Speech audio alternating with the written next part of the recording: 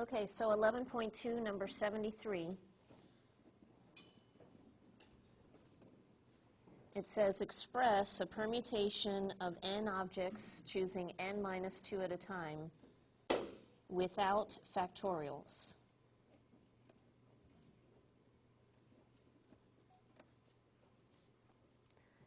Okay, so in other words, we're going to start with factorials, but they want you to simplify it down to what you have left. So if you think of the common formula, n choose r, your formula is n factorial over n minus r parentheses factorial. So for this one, we have n factorial, but then we have the first item minus the second item. So we have n minus the entire quantity n minus 2, but we have parentheses around this with a factorial. Okay, so that's how I translate this into that regular formula.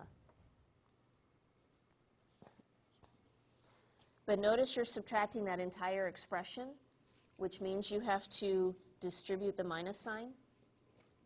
So what you really have is n factorial over n minus n plus 2 factorial. Everybody with me so far? Okay, what happens to n minus n? It cancels. So we now have n factorial over 2 factorial. And now we can start expanding this out. So n factorial means that we have n times, or let me use just parentheses here, n times n minus 1, the number that's 1 less than that, times n minus 2, because that's the number that's 2 steps down, and then all the way to 3, 2, 1. 2 factorial means we have 2 times 1 on the bottom.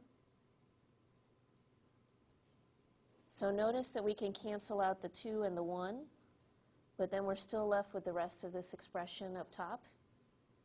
And so the whole simplified version without factorials is n times n minus 1 times n minus 2, all the way down till we get to the number 3. So it depends on what n actually stands for, how many numbers you're actually going to have there, but it's definitely going to stop at 3. So let's say that we had a permutation of 8 items, then 8 minus 2 would be 6. And according to this formula, we would start with 8 times 7 times 6 times 5 times 4, but we're going to stop at 3 because it always stops at 3 if the second number is 2 less than the first. And so it just gives, it ends up giving you a shortcut for any type of permutation of, those two numbers that are 2 apart. So in 11.2 we had permutations. 11.3 is combinations. So these two things are different. They're very similar though. So let's talk about the characteristics of a combination. So first of all, the items are selected from the same group. Well, that's the same as a permutation. So that doesn't change how you do that. Second, no item is used more than once. That's also the same as a permutation. The biggest difference is that the order of the items makes no difference. So with permutation, we discussed that, if you're taking 3-digit numbers, let's say, if you use the numbers 1, 2, 3, 1, 2, 3 would be different than 3, 2, 1 in a permutation. So this would be 2 different arrangements. In a combination, you're just grouping things together.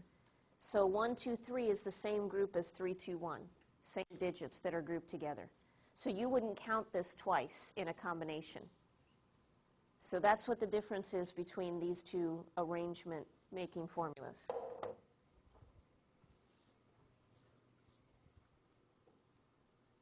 So the first thing you need to be able to do is distinguish whether a problem is going to be a permutation or a combination. Sometimes you're going to be told but sometimes you won't. You're going to have to figure out when you're supposed to use the right formula. So in the first one, it says 6 students are running for student government president, vice president, and treasurer. The student with the greatest number of votes becomes the president. The second biggest vote getter becomes the vice president. And the student who gets the third largest number of votes will be the student government treasurer. How many different outcomes are possible for these 3 positions? Okay, so you're thinking to yourself, is this a permutation or a combination? And then think about the difference between what a permutation and a combination is.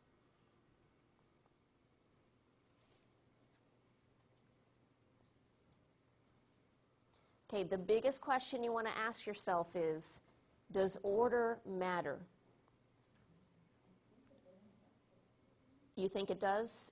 And the biggest vote is going to be something. right, so you have a first place, a second place, and a third place, right? There's an order that's being defined here, and the order matters as to who gets what position. So yes, you're correct. Order matters, which means permutation. Good. Okay, so yeah, so the order in which the officers are chosen makes a difference. And so order matters, and that means it's a permutation. In a combination, order doesn't matter. You're just grouping things together, and the order in which the group has been chosen does not change the group itself. Okay, so that is a permutation problem because order matters. Okay, and that's the biggest thing you want to make note of is order matters, permutation.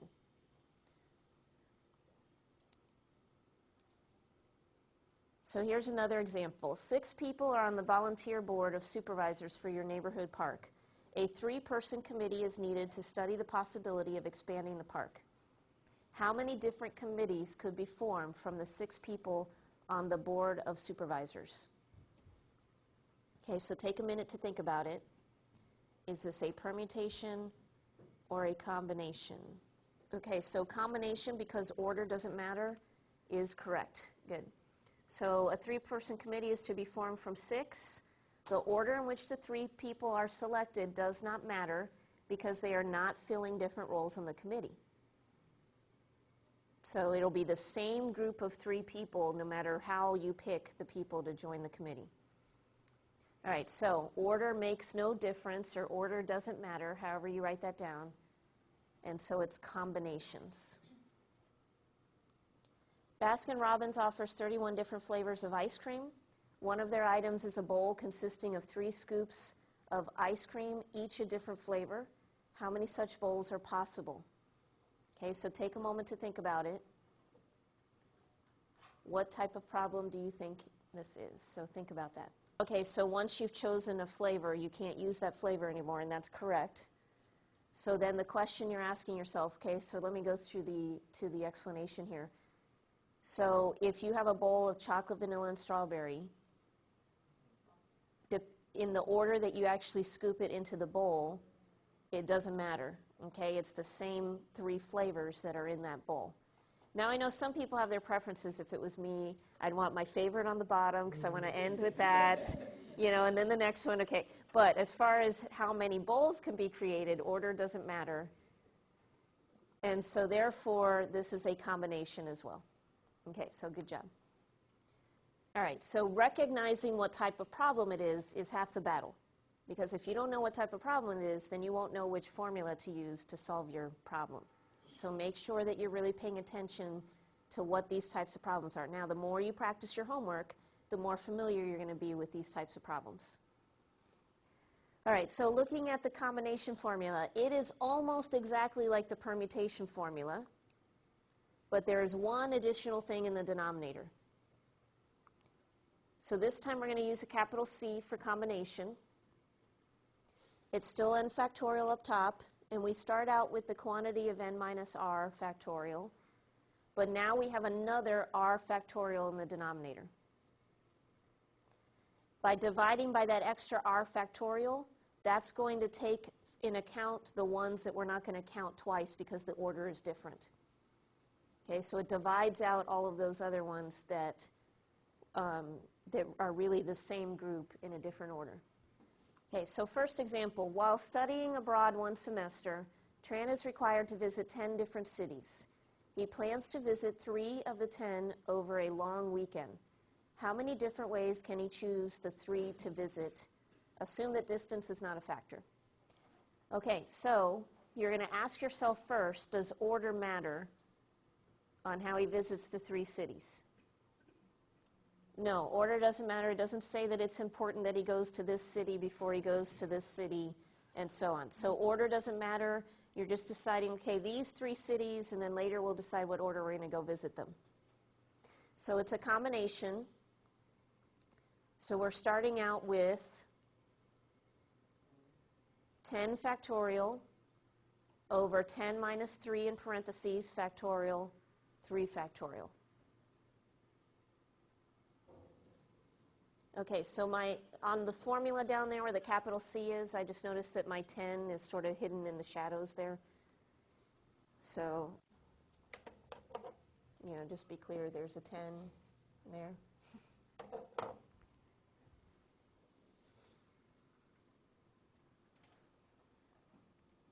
All right, so order of operations says start where there's parentheses. So what's 10 minus 3? 7. So on the denominator, you really have a 7 factorial and a 3 factorial. What do you notice about the 2 numbers in the denominator when you compare them to the number in the numerator? They add up to the numerator, yes. 7 and 3 add up to 10, and that's going to happen every time you have a combination. The 2 numbers in the denominator should add up to equal the one in the numerator. So that's a little self-check to say, okay, if they don't add up to the top number, oh wait, I must have subtracted wrong or written something wrong in my formula, and so on.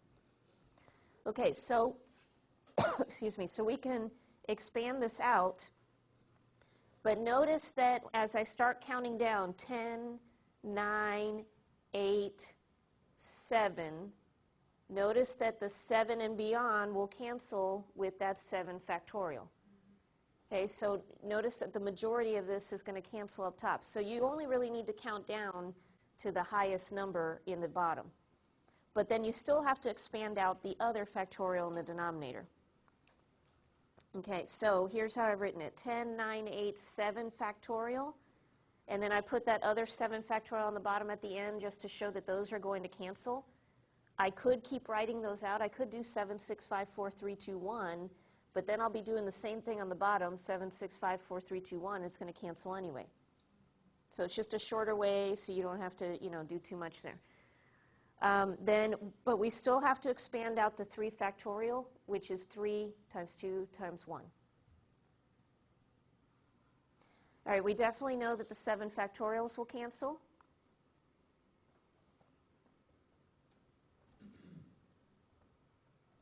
Okay, 3 goes into 9 3 times.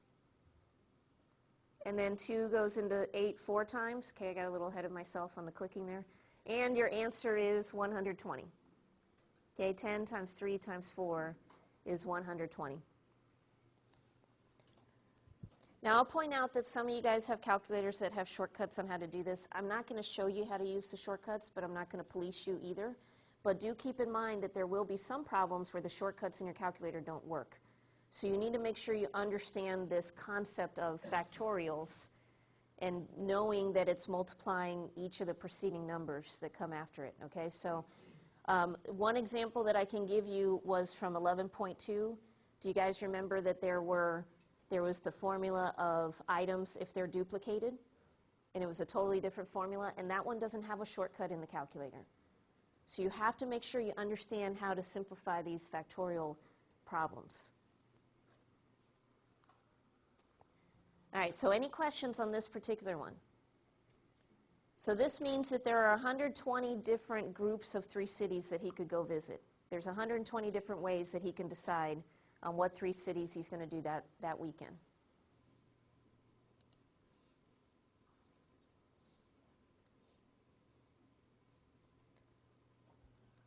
Okay, so the first couple of problems are very similar to what we already did in the notes, where it's asking you, is it a combination or a permutation? So I'm going to skip those.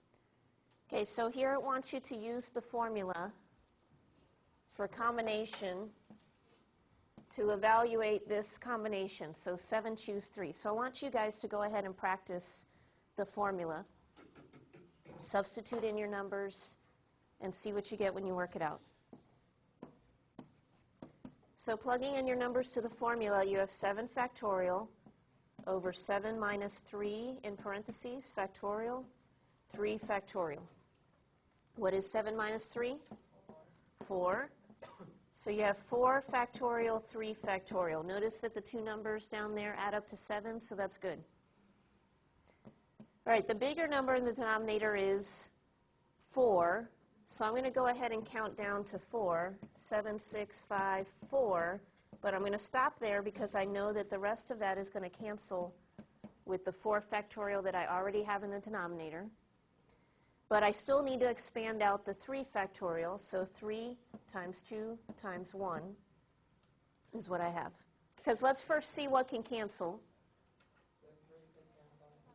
Okay, so the 3 cancels into the 6, leaving a 2. Then the 2's cancel. And then the 4 factorial cancels. Okay, so then you just have 7 times 5 left, which is, Carol? 35, good. All right, so 35 ways to make a combination of 7 items, choosing 3 at a time. So that's what we mean. That's what that means. We're only choosing 3 items. We're making groups of 3 from 7. Yes.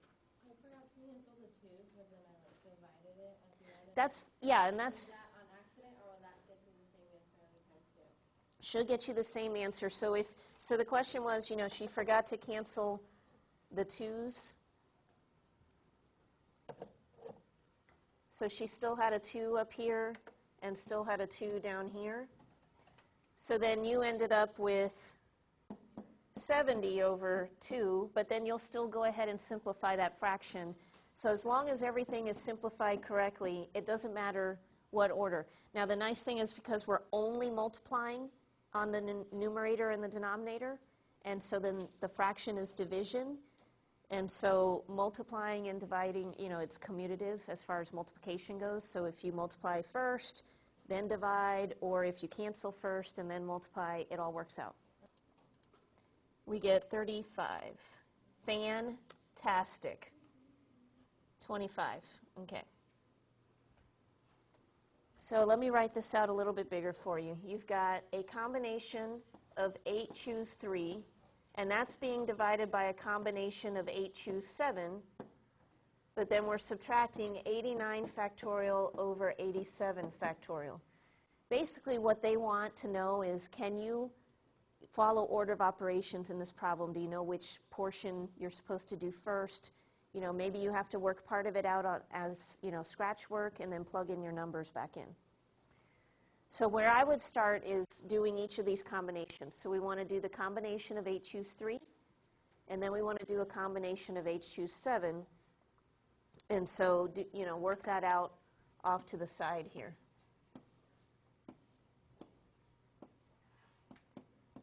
Okay, so go ahead and work out both of those combinations using the formula. With the first one, you have 8 factorial, and then we know we're going to do 8 minus 3, which is 5, so I'm going to skip that one. Just 5 factorial, 3 factorial. So I'm doing the subtraction part in my head now. So expanding that out, I've got 8, 7, 6, and then stop at the 5, because that's going to cancel with the 5 factorial. And then still expanding out 3, 2, 1. So the 5 factorials cancel. 3 times 2 is 6, so I can just go ahead and cancel that in one shot instead of in 2 steps like we did last time. And then all I have left is 8 times 7, which is 56. Good. Okay, so now the other one is 8 factorial, and then 8 minus 7 is 1, so 1 factorial, 7 factorial. And here I only have to count down to, the 7, right? Count down to 7. 8, 7, and then I'm done because that's going to cancel with the 7 factorial that's on the bottom. And 1 factorial is just 1.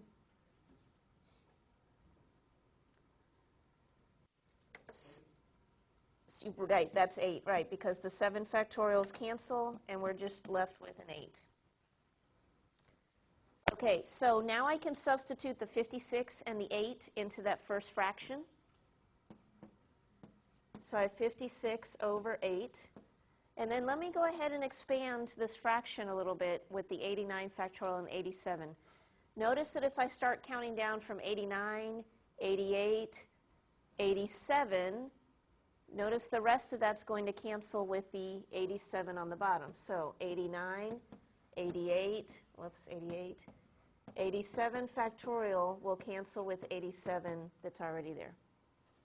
Okay, so now canceling some more, the 87 factorials cancel. What is 56 divided by 8? 7. So I'm left with a 7 there. So I have 7 minus, and then what is 89 times 88?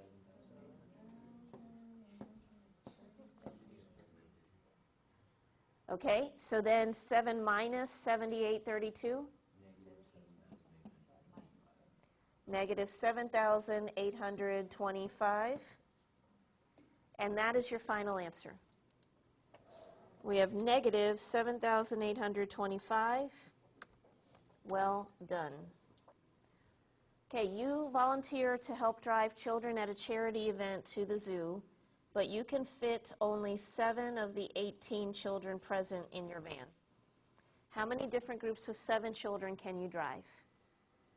Okay, so now that we have a word problem here, in this section, 11.3, even though it focuses on combination, it's going to give you a mix of combination and permutation problems.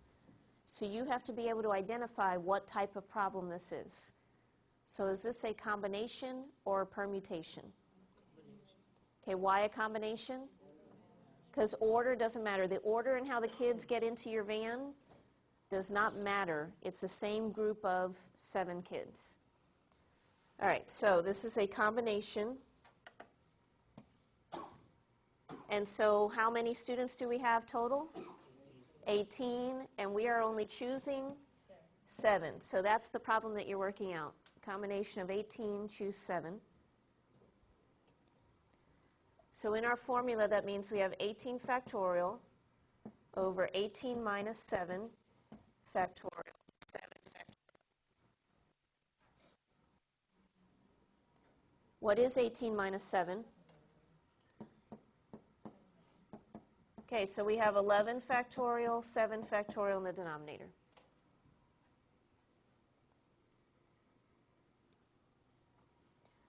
So then we can count down 18, 17, 16, 15, 14, 13, 12, 11.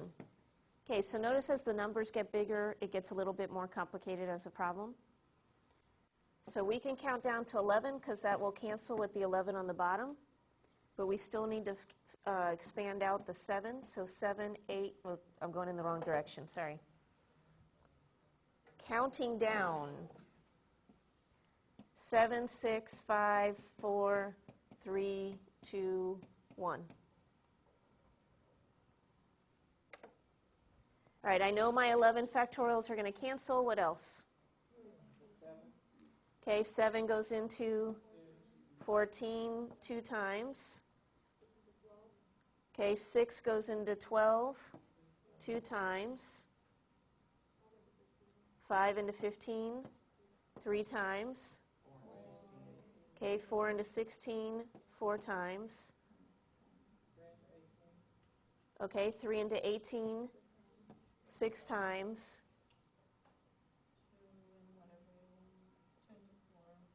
2 into 4 or 2 into 2. Okay, notice you have some options here.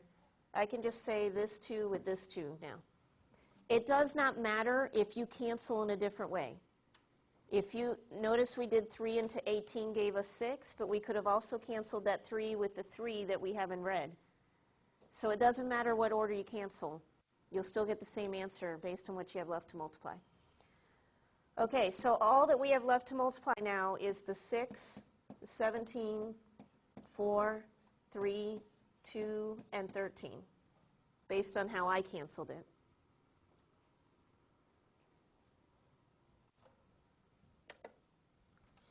So multiplying this all out, what do you get? 31,824. Does everybody agree? Okay, good. Okay, so 31,824, is that right? Did I type it in right? Fantastic. Okay, in a race in which 5 automobiles are entered and there are no ties, in how many ways can the first 3 finishers come in? So the first question you have to ask yourself is this a permutation or a combination? You say permutation, why? Okay, because there's an order that people are coming in, right. So order matters in this one because if, somebody's going to be first place, somebody else is going to be second place, and somebody else is going to be third place. And those, depending on when you finish, will give you a different order of first, second, and third place. So this is a permutation of how many total items? 5, choosing 3.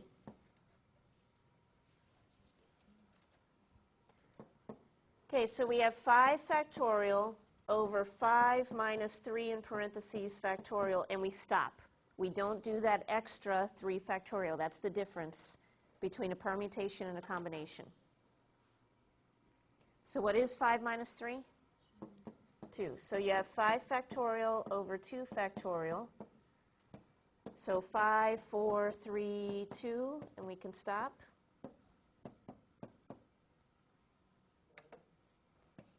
So we have 5 times 4 is 20, times 3 is 60. So our answer is there are 60 different ways we can have the first 3 finishers come in. There's only, in a permutation, there's only going to be 1 factorial in the denominator, so it'll just cancel with part of the top. It'll always cancel out. You don't have to expand it out. Whereas in a combination, there's 2 factorials, so only one of them will cancel outright. The other one you have to expand out to see what else it's going to cancel with. You'll always end up with a whole number because you can't have, 60 and a half ways for something to happen. So you're always going to get an answer of a whole number here. It should be positive. Now, the difference was in the last problem, we had a negative answer, but it's because we weren't just trying to find out the number of ways something can happen. It was a whole arithmetic problem where we had to substitute numbers and things were being subtracted and so on. All right, so this one was 60 ways. Excellent. And then there's one other problem I want to show you before we move on.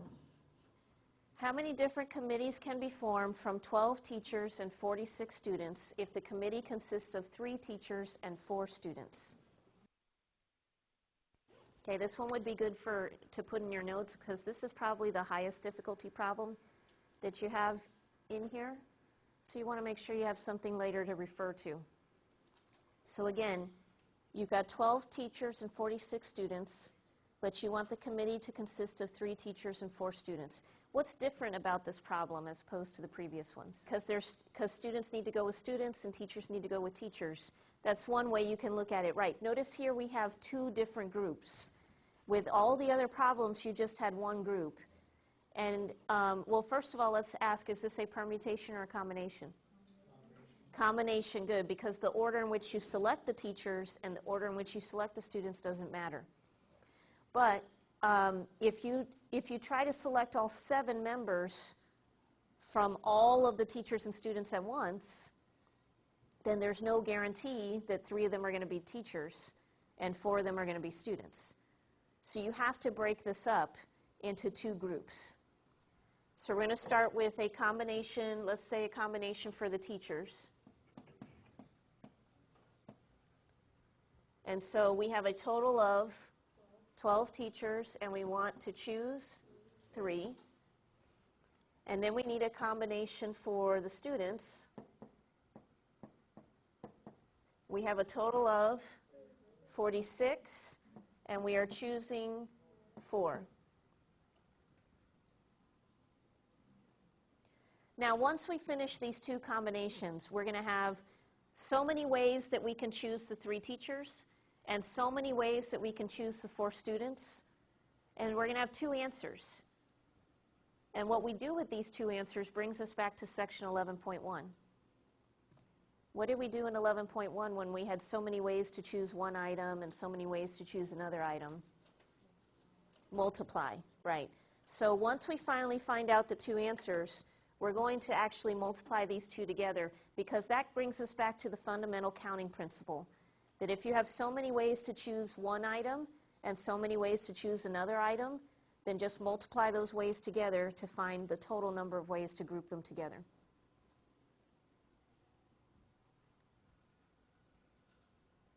Okay, this problem is going to appear in many different ways. It could be teachers, students, it could be Democrats, Republicans, it could be, parents and children. So the main thing you want to pay attention to is, do you see two separate groups that need to be chosen from? And therefore, if you do, then you're going to use this process right here.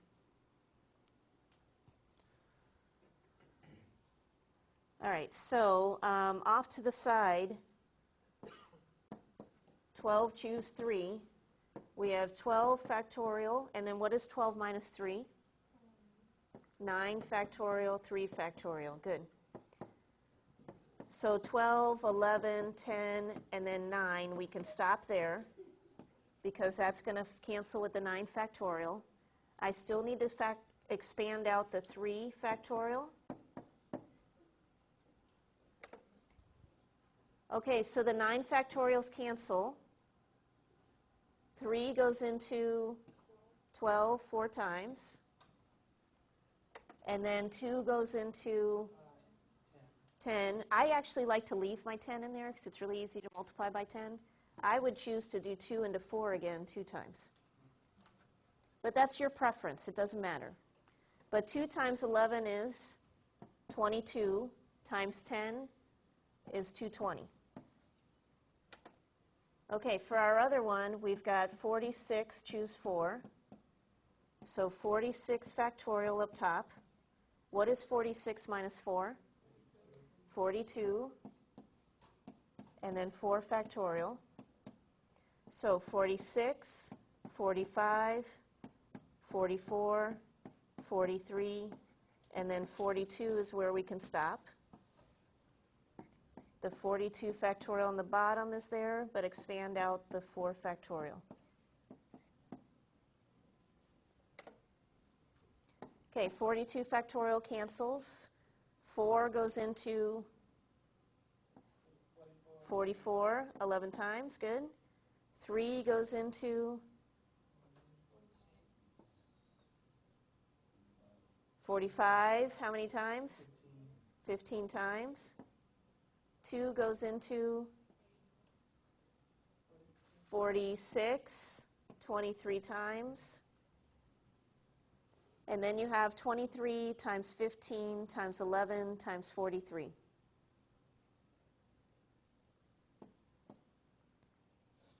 What do you get for that answer?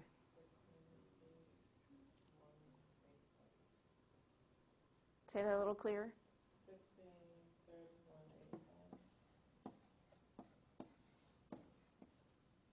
Okay, everybody get that? 163,185? Yes? Okay, so now putting these numbers back over here, the number of ways we can choose the teachers is 220, and the number of ways that we can choose the students is 163,185. And now the last step is to go ahead and multiply these two answers together.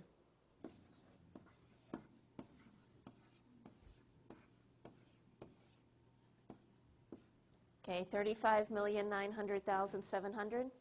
Everybody agree? All right, so 35,900,700. Good job.